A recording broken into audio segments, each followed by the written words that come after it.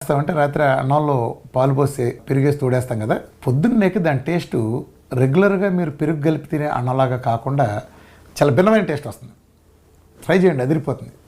దాంట్లో అలవాటు ఏంటంటే ఉల్లిపాయను కూడా కోసేసి ముక్కలు కోసి ఉల్లిపాయలు వేసుకుంటాం. అది కూడా దాంట్లో రాత్రే పైన సర్దేస్తాం. పొద్దున్నే కల్లా తింటే నిజంగా అద్భుతంగా ఉంటుంది. కొద్దిగా సాల్ట్ వేసుకుని దాంట్లో ఒక మామిడికాయ పచ్చడో లేదా అల్ల పచ్చడి రంజు తింటే నా సావిరంగా ఓ రేంజ్లో ఉంటుంది. చెప్తుంటేనే ఓ రకంగా ఉంది. చిన్నప్పుడు తినేవాళ్ళం. అడ్వాంటేజ్ ఏంటంటే అది కనుక పొద్దున్నే తింటే మీకు అసలు ఆల్మోస్ట్ సాయంత్రం దాకా ఫుల్ ఫీలింగ్, అసలు కడుపంతా చలవ చేసినట్టు చాలా ఫీలింగ్ ఉంటుంది. దానికి కారణం ఏంటంటే దాంట్లో అద్భుతమైన బ్యాక్టీరియా ఫామ్ అవుతుంది. మీకు తెలుసు కదా, పెరుగులో ఉండేది జీర్ణ వ్యవస్థకు అద్భుతంగా పనికొచ్చే ఒక బ్యాక్టీరియా.